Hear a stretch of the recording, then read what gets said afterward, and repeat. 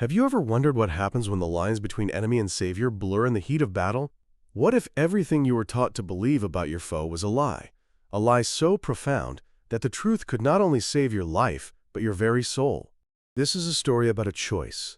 A choice made in a dusty, sun-scorched tent in the middle of a war. A choice that defied orders, logic, and hatred. A choice that proves that even in the darkest abyss of human conflict, a single act of compassion can shine a light that echoes through generations. On the 17th of June, 1944, somewhere under the relentless glare of the North African sun, Obergefreiter Klaus Bergmann lay on a makeshift cot in an American field hospital, and he just knew he was going to lose his leg. The smell hit him first, a cloyingly sweet odor of decay, the unmistakable signature of infected flesh turning to rot. He had learned to recognize it on the Eastern Front, but he never imagined he would smell it rising from his own body. It was the scent of gangrene, his own flesh, putrefying. The shrapnel wound in his left thigh, a brutal souvenir from the American advance 3 days prior, had transformed into a grotesque canvas of death.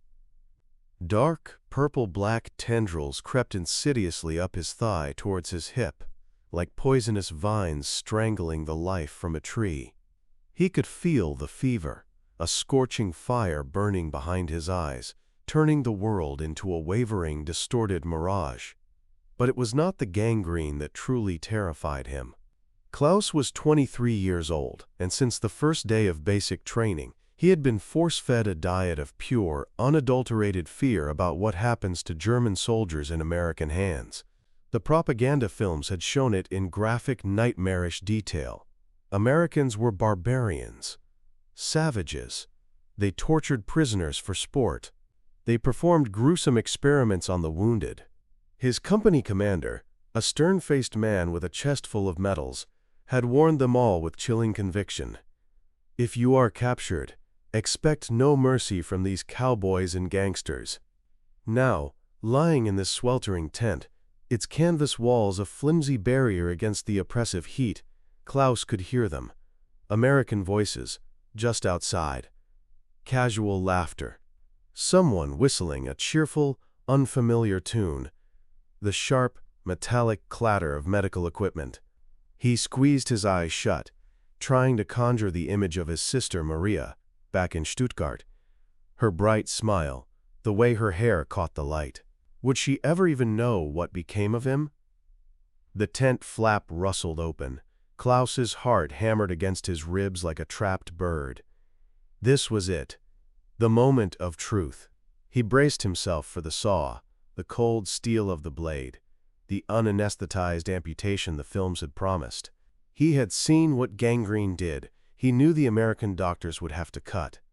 The only question was whether they would let him die from the shock, or if they had something far, far worse planned. Through his fevered haze, Klaus watched an American captain approach his cot. The officer wore a medical insignia on his collar. He was younger than Klaus had expected, perhaps 30, with tired, weary eyes that had clearly seen too many wounded men, too much death. The captain pulled up a simple metal stool, its legs scraping against the dirt floor. He glanced at Klaus's leg, his expression unreadable. Then he looked directly into Klaus's face, and he smiled. A small, weary smile. "Rough break, soldier," the American said in broken, heavily accented German. "But we are going to try something new." Klaus's mind reeled. Try something new? What could that possibly mean? Some novel torture technique? A more creative form of mutilation? He couldn't comprehend it. But what was about to happen in that dusty, sweltering tent would shatter every belief he held, and change not only his life, but his very understanding of his enemy. Klaus's capture had been a vortex of chaos and terror during the American breakthrough near Kasserine Pass. His unit, or what was left of it, had been pinned down by a relentless tide of American armor for 16 grueling hours. There was no food, no water, and their ammunition was long gone. There was only the merciless North African sun beating down, and the deafening, earth-shaking thunder of Sherman tanks closing in from all sides. The shrapnel found him during the final, overwhelming American assault. One moment he was crouched behind the scorched hull of a half-track. The next, a white-hot explosion of pain erupted through his thigh. He remembered looking down, a sense of dreamlike disbelief washing over him as he saw the blood. So much blood, a shocking, vibrant crimson soaking through the fabric of his trousers, turning the desert sand beneath him dark and wet. His squad mates were already scrambling up, their hands raised high, their voices hoarse from shouting "Kamerad," the universal desperate signal of surrender. Klaus tried to push himself up. His leg buckled instantly, refusing to obey. He went down hard, face first into the sand that tasted of cordite and despair. "This is how I die," he thought, a cold certainty gripping him, alone in the desert, bleeding out. But then, hands, gentle hands, lifting him with surprising care. Not German hands. The uniform was wrong, the unfamiliar khaki of an American soldier. Klaus tried to speak, to explain that he was wounded, but his throat was a desert of its own, too dry to form words. "Easy, buddy. Easy. We got you." The voice was calm, almost kind, cutting through the fog of pain. Klaus felt himself being lifted onto a stretcher. Through the haze of shock, he saw an American medic, a boy who couldn't have been older than 20, wrapping his thigh with a practiced, efficient skill. "Pressure here. Keep pressure here." The medic instructed his partner, then he looked down at Klaus. "You're gonna be okay, Fritz. Just hang on." Fritz. The common, often derogatory, American nickname for German soldiers. But the way this kid said it, there was no malice in it. No hatred. Just a tired, detached professionalism. Klaus had expected a bullet to the back of the head. Or, at the very least, a rifle butt to the face. The brutal stories from the Eastern Front were seared into his memory, clear and terrifying tales of what happened to wounded enemies. Instead, he got a shot of morphine that dulled the roaring pain to a distant thrum. He got clean bandages. He got water. Blessed, cool water dribbled slowly into his parched mouth. "Drink slow. Slow, or you'll puke." The stretcher-bearers moved him through a scene of organized chaos. American soldiers were everywhere, securing prisoners, shouting for medics, directing the flow of men and machines. Klaus kept waiting for the blow that never came, for the cruelty he had been promised. Instead, he was loaded into an ambulance. An actual ambulance, with red crosses painted on its dusty sides. An American medic climbed in beside him. "What's your name, soldier?" Klaus blinked, confused. The medic was asking his name, as if he were a person, not just enemy casualty number 73. "Klaus," he managed to rasp. "Klaus Bergman. I'm Eddie. Eddie Morrison from Philadelphia." The medic, Eddie, checked Klaus's bandages and adjusted the tourniquet. "Hell of a day, huh, Klaus? Hell of a day." He said it as if they were two factory workers complaining about a long shift, not enemies who had been trying to kill each other just an hour before. The ambulance rattled over the rough, unforgiving ground, and Klaus drifted in and out of consciousness. When he finally awoke, he was in the field hospital. And that's when he truly noticed his leg. The bandages were soaked through with dark, ominous stains. And the smell, dear God, that smell.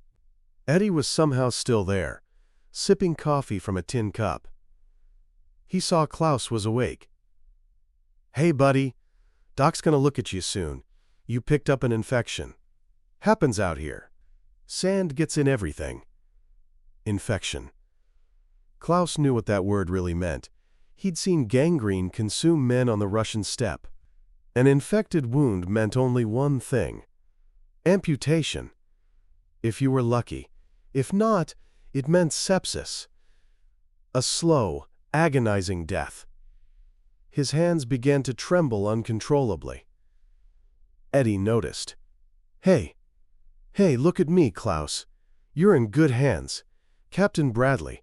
He's our best surgeon. He'll fix you up." Fix him up? Klaus wanted to laugh, to scream until his throat bled.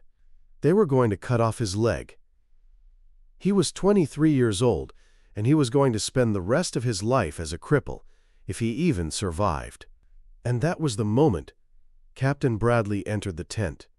Captain Robert Bradley was not the brute Klaus had conjured from propaganda nightmares. The doctor was tall but with a slight build, and his hands, Klaus noted, looked almost too delicate for a soldier, more suited to a pianist or a watchmaker. He wore simple, wire-rimmed glasses that had a habit of sliding down his nose. When he began to examine Klaus's leg, unwrapping the soiled bandages with careful, deliberate fingers, his face remained a mask of impassive professionalism. Klaus forced himself to look. The wound was worse, much worse than he had imagined. The flesh around the shrapnel's entry point was blackened and dead. Angry streaks of red and purple radiated outward like a malevolent sunrise. Even to Klaus's untrained eye, this was clearly no longer a simple infection. This was rot. This was gangrene. "How long has it been since the injury?" Bradley asked Eddie in English. 3 days, sir. Maybe 4. Bradley nodded slowly, his brow furrowed in concentration. He pressed gently on the tissue surrounding the wound. Klaus bit down hard on his lip to keep from screaming. The pain was a fresh, electric shock. "I am sorry," Bradley said, switching to his accented but clear German. "I need to assess the damage." The doctor pulled up that same metal stool and sat down. He looked directly at Klaus, and for the first time, Klaus saw something in his eyes beyond clinical detachment. It wasn't pity, and it wasn't disgust. It was concern, genuine concern. "Klaus, that is your name, yes?" Eddie told me. Klaus managed a weak nod. "Klaus, I am going to be honest with you. This is very serious. The infection has progressed to gas gangrene. You have probably heard of it." Of course he had heard of it. Gas gangrene was a specter that haunted every soldier, a killer that claimed more lives than bullets in some campaigns. "Standard treatment is amputation," Bradley continued, his voice calm and even, "above the knee, to ensure we get all the infected tissue. You would survive the surgery.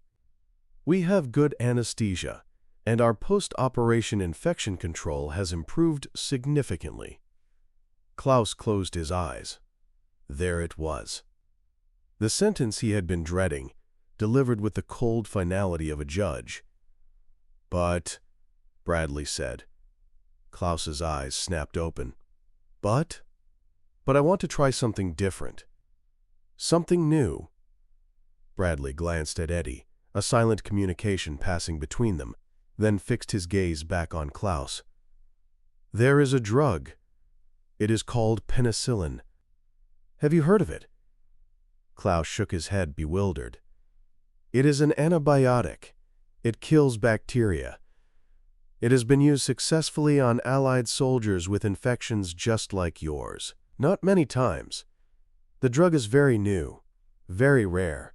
We have extremely limited supplies."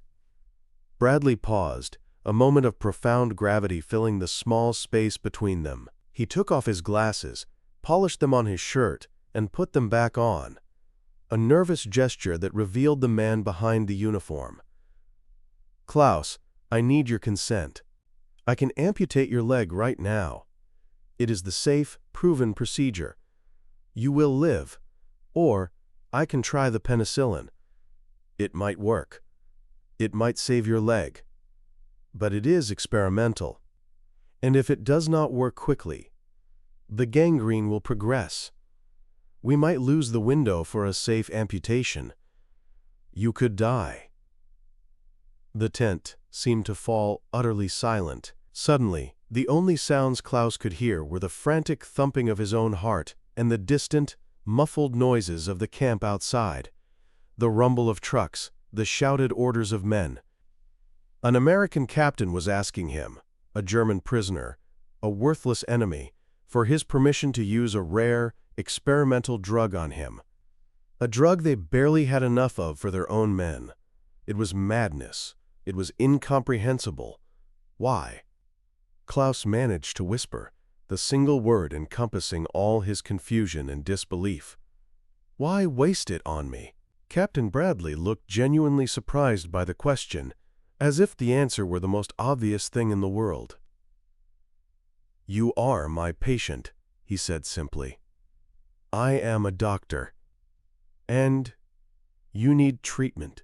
Over the next 72 hours, Klaus Bergman learned the true meaning of American medicine. The penicillin arrived in small, precious glass vials, each one a testament to a scientific miracle he couldn't begin to understand. Every 4 hours, a nurse, an actual trained U.S. Army nurse named Lieutenant Sarah Collins, would come to his cot and inject the drug into his hip. It burned as it went in, a sharp, stinging fire, but Klaus didn't care.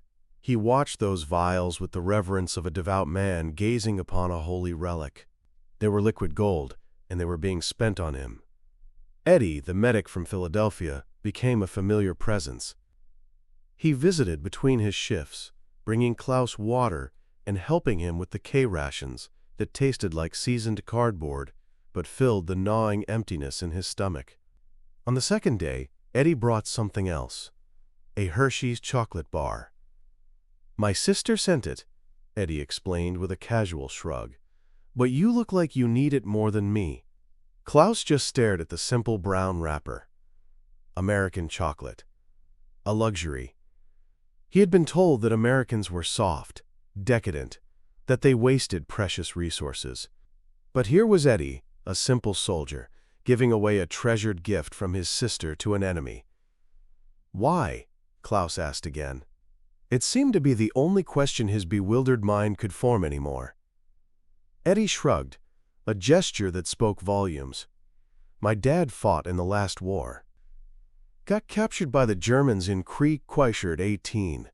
Said they treated him decent, shared their food with him even though they were starving too. He always said, 'Soldiers are just guys doing a job. The real enemies are the ones who start the wars.'" That night, Klaus couldn't sleep, not from the pain. The penicillin was already working, the raging fever was beginning to break, but from the profound, disorienting confusion. Everything he had been told, everything he had believed about Americans, was a lie. They weren't savages, they weren't torturers, they were just people, people like Eddie. Captain Bradley checked on him twice a day, his examinations meticulous and focused.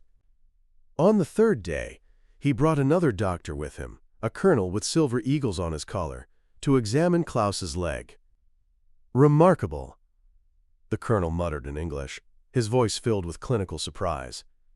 Klaus had picked up enough to understand. "The necrosis has stopped spreading. The tissue looks viable." For the first time, Bradley allowed himself a small, triumphant smile. "The penicillin is working." The colonel glanced at Klaus, then pulled Bradley aside. They spoke in low, urgent voices, but Klaus's ears, sharpened by fear and hope, caught fragments. Extremely limited supplies, more wounded coming in from Sicily, American boys who need it. Bradley's response, though quiet, was firm, unyielding. "He is my patient, sir. I started the course of treatment. We will finish it." Klaus feigned sleep, his heart pounding. An American doctor was arguing with his superior officer, risking his career to continue wasting a miracle drug on a German prisoner of war. It was beyond comprehension.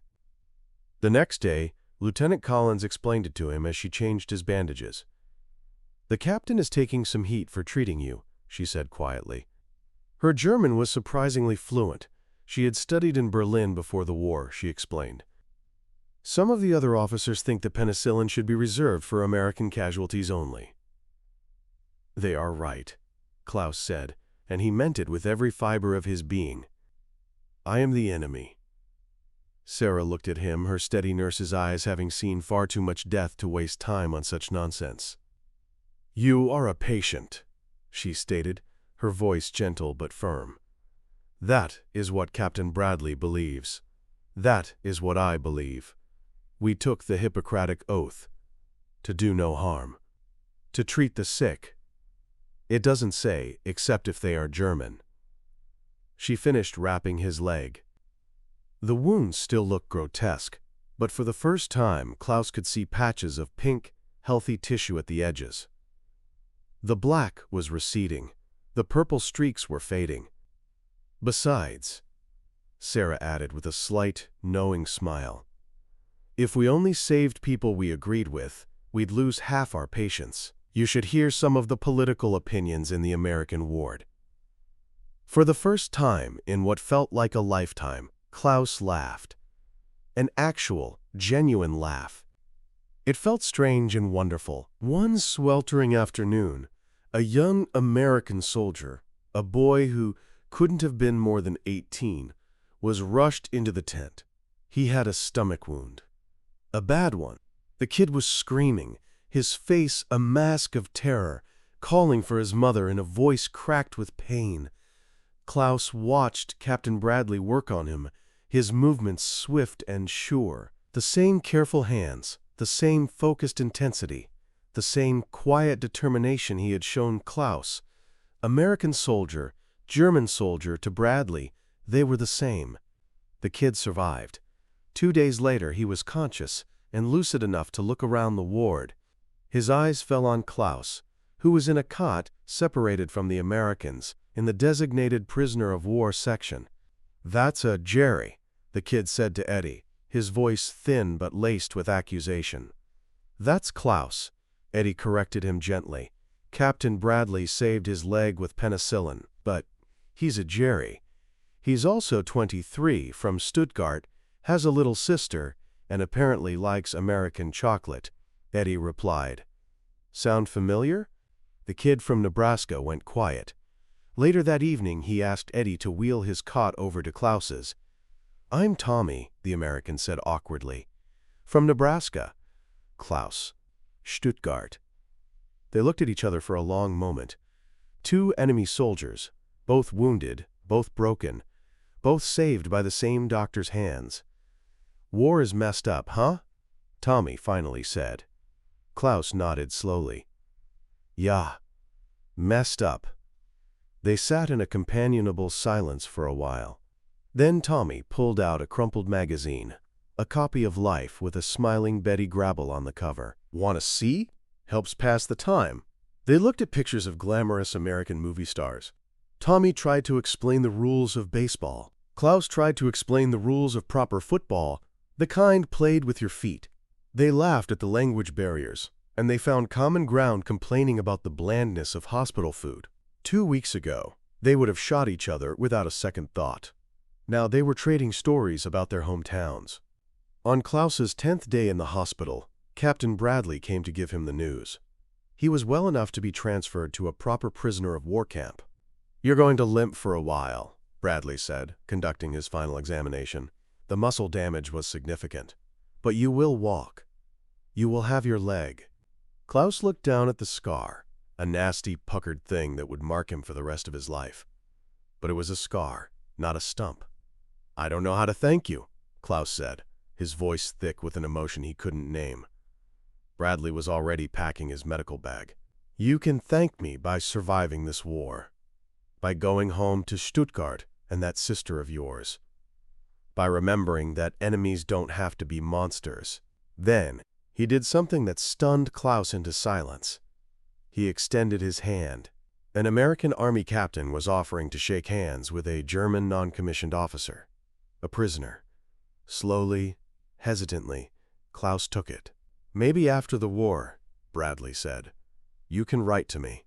Let me know how the leg is doing. Professional interest, you understand." Klaus could only nod, not trusting himself to speak. Eddie drove him to the prisoner of war camp in a jeep. As they rattled across the vast, empty desert, Eddie chattered away about Philadelphia, about his neighborhood, about a cheesesteak place on South Street where he used to work. "You should come visit after this is all over," Eddie said with a grin. "I'll buy you a real cheesesteak. Make up for all those K-rations." Klaus laughed. "Philadelphia. I will remember." At the barbed wire gates of the camp, Eddie helped him down from the jeep. "Take care of yourself, Klaus. You too, Eddie. Don't get shot." "Do my best," Eddie grinned. Then his expression turned more serious. "You know, my dad was right. You're just a guy. I'm just a guy. We should be drinking beer together, not shooting at each other." Klaus watched the jeep kick up a cloud of dust and disappear over the horizon. He was still a prisoner. He was still a defeated soldier, facing an unknown number of years in a camp. But he had his leg, he had his life, and he had something else, something far more precious. Irrefutable proof that everything his government, his leaders, his entire world had told him about the enemy was a lie. So why did the Americans behave this way? What happened to Klaus Bergmann wasn't some random, isolated act of kindness. It was, in a way, policy. In June of 1942, the United States War Department issued explicit orders regarding the treatment of prisoners of war. The directive was unambiguous. All enemy prisoners would be treated in accordance with the Geneva Convention, period. This wasn't merely about adhering to an international treaty, though that was part of it. It was, as General George C. Marshall himself wrote, because it reflects who we are as a nation. This was not some naive, doe-eyed idealism. It was strategic brilliance. Marshall, Eisenhower, and the other architects of the American war effort understood something the Axis powers fundamentally did not. How you treat a defeated enemy matters. It matters profoundly during the war. As word of the humane treatment spread through informal channels, German soldiers became increasingly more willing to surrender to the Americans and British than to face the dreaded alternative on the Eastern Front. And it matters even more after the war, when you need to turn those former enemies into future allies. American military doctrine emphasized that medical care was to be provided for all wounded, regardless of their nationality. Field hospitals like the one Klaus was in received supplies based on the total number of casualties, not the nationality of those casualties. Surgeons took the Hippocratic Oath seriously. The decision to use penicillin was, of course, more complex. By mid-1944, penicillin production was ramping up, but the quote-quote miracle drug was still a scarce and precious resource. It was prioritized for Allied forces, particularly for treating venereal diseases that could cripple an army and for severe battlefield infections. Using it on an enemy POW was technically permissible, but generally discouraged. Captain Bradley's decision to treat Klaus was an act of personal courage and medical ethics, an action not officially sanctioned, but notably not punished either.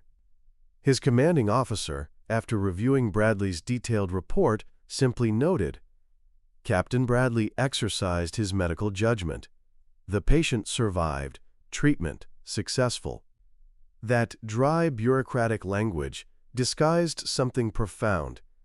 The American military system, for all its flaws, trusted its doctors to be doctors first, not executioners or political officers. Klaus was far from alone in his shock. A review of German POW diaries and letters home from 1943 to 1945 reveals a consistent, recurring pattern. The initial phase was one of terror, fueled by propaganda-driven expectations of cruelty and torture. This was followed by a period of deep confusion, and then a gradual, dawning realization that the American treatment was not only humane, but often better than the care they had received in their own army. One German officer captured in Normandy wrote in his diary, "We were told the Americans are gangsters and savages. Instead, they share their cigarettes and rations with us. I have seen Negro soldiers and white soldiers working side by side with no apparent conflict. Everything we have been taught is a lie." Another wrote home to his wife, "The American doctors treated my wound with the same care as they treated their own men. I cannot understand this. We are enemies, but they do not seem to hate us. This was not universal, of course. War is hell, and it brings out the absolute worst in some men. There were incidents of brutality, revenge killings, and mistreatment. But the official policy, the systematic approach, was fundamentally different. The numbers tell a stark story that propaganda never could. Of the German prisoners of war held in American custody, the survival rate was over 99%. Compare that to the nearly 60% of Soviet POWs who died in German captivity, or the roughly 35% of German POWs who perished in Soviet hands. For American-held German prisoners, the mortality rate was less than 1%, and most of those deaths were from wounds received before capture. By the war's end, the United States held approximately 380,000 German prisoners in camps across America and Europe. They were put to work on farms and in factories, performing non-military labor. They were paid for their work. They were housed in heated barracks. They received mail from home. They were given medical care. In some POW camps in the American South, an irony noted by some of the more observant prisoners, the German POWs ate better and had better housing than the African American troops who were guarding them. The camps had libraries, sports leagues, even orchestras. The U.S. government wasn't just warehousing enemies. It was engaged in a massive, if informal, re-education program. They wanted these men to see American democracy, however imperfectly, in action. This wasn't pure altruism. It was the same cold, strategic calculation that would later lead to the Marshall Plan. The Americans were already thinking about the post-war world, about winning the peace, not just the war. Captain Bradley's decision to see Klaus Bergmann as a patient, not just a German, was a single, powerful reflection of these values embedded deep within the American military culture of the time. And those values would have consequences that would change the world. What became of Klaus? In January 1946, Klaus Bergmann was repatriated to Germany. He walked off the ship in the port of Bremerhaven on his own two legs, with a pronounced limp that would remain with him for the rest of his life. He found Stuttgart in ruins, a landscape of rubble and ghosts. His family home was gone, flattened into dust. But his sister, Maria, was alive.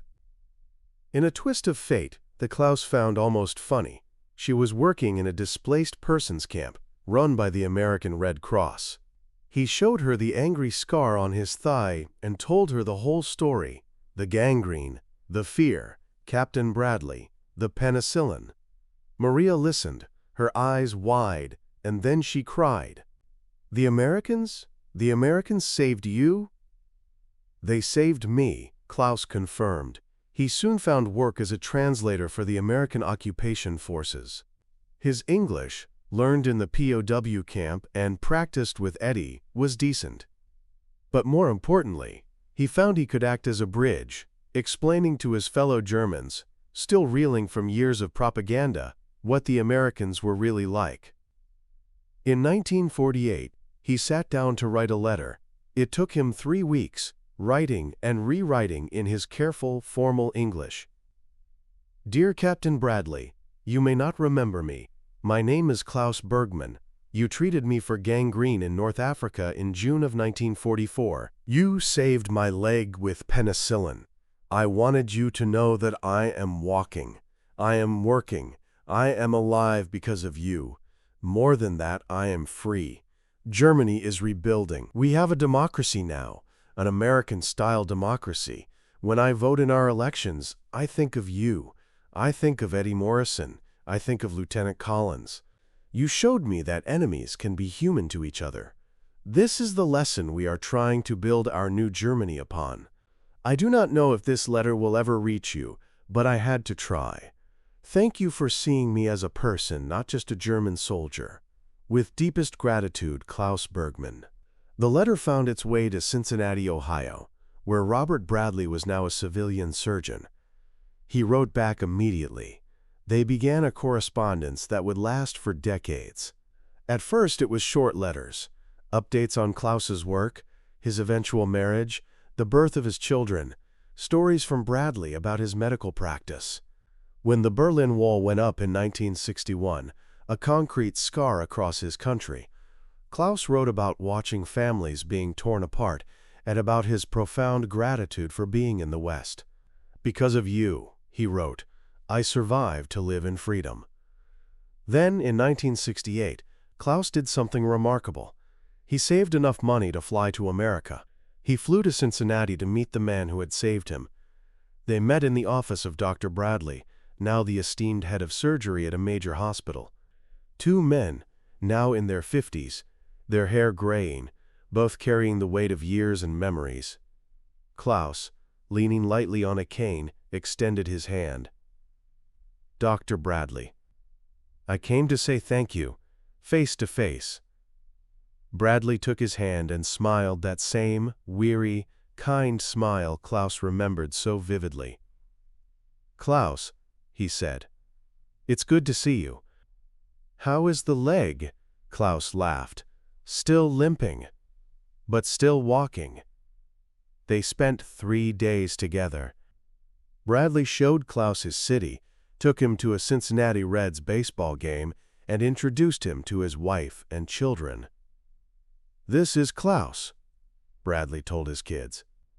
"I treated him during the war. He was a very brave man." Klaus even met Eddie Morrison. Eddie was now the successful and barrel-chested owner of 3 cheesesteak places in Philadelphia. They hugged like long-lost brothers. "Told you I'd buy you a real cheesesteak." Eddie boomed. They ate, they laughed, and they raised glasses of American beer, toasting to survival, to peace, and to the strange, unpredictable paths that life takes. Klaus's story, in its essence, was multiplied thousands upon thousands of times across post-war Germany. Former prisoners of war who had been held by the Western Allies returned home not with tales of horror, but with stories of unexpected decency. They had seen a different world. They had experienced the rule of law. They had witnessed a system where even a declared enemy had rights. These men became a crucial component in the rebuilding of West Germany. They voted for democratic leaders. They supported the Marshall Plan. They argued forcefully for integration with the West, not alignment with the Soviet East. Konrad Adenauer, West Germany's first chancellor, specifically sought out and recruited former POWs who had been in American camps for positions in his new government. He wanted men who understood American values, who could bridge the vast cultural gap between the defeated and the victor. By 1955, less than a decade after the end of the most brutal war in history, West Germany joined NATO. Former enemies became indispensable allies. The looming threat of the Cold War certainly made this alliance necessary, but it was the American POW policy, the collective actions of men like Captain Bradley and Eddie Morrison, that made it possible. It is very hard to demonize a people when one of them saved your life, when they treated you with respect, when they had every reason not to. Klaus became a living embodiment of this transformation. He worked with the German-American Friendship Society, teaching English to a new generation of German students, emphasizing American literature, American history, and the American values he had experienced firsthand. "I tell them about Captain Bradley," Klaus said in a 1975 interview with a Stuttgart newspaper. "I tell them, the Americans could have cut off my leg.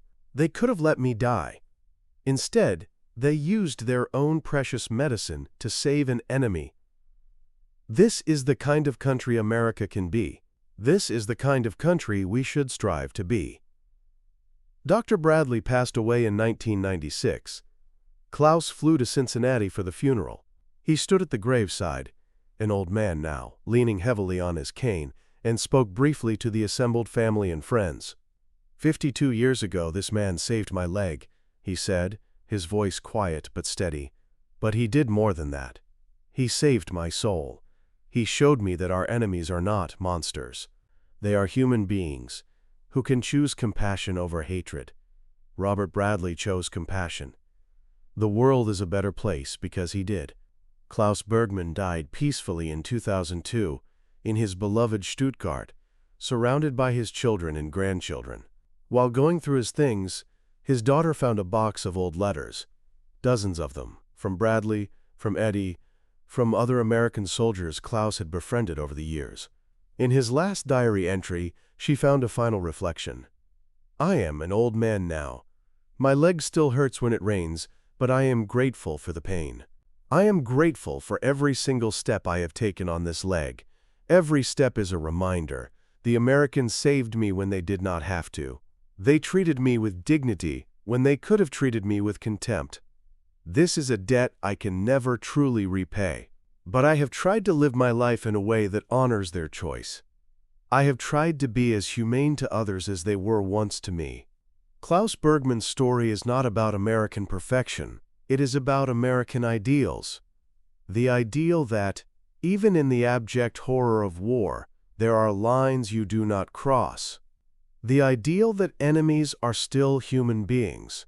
The ideal that how you win the peace is just as important as how you win the war.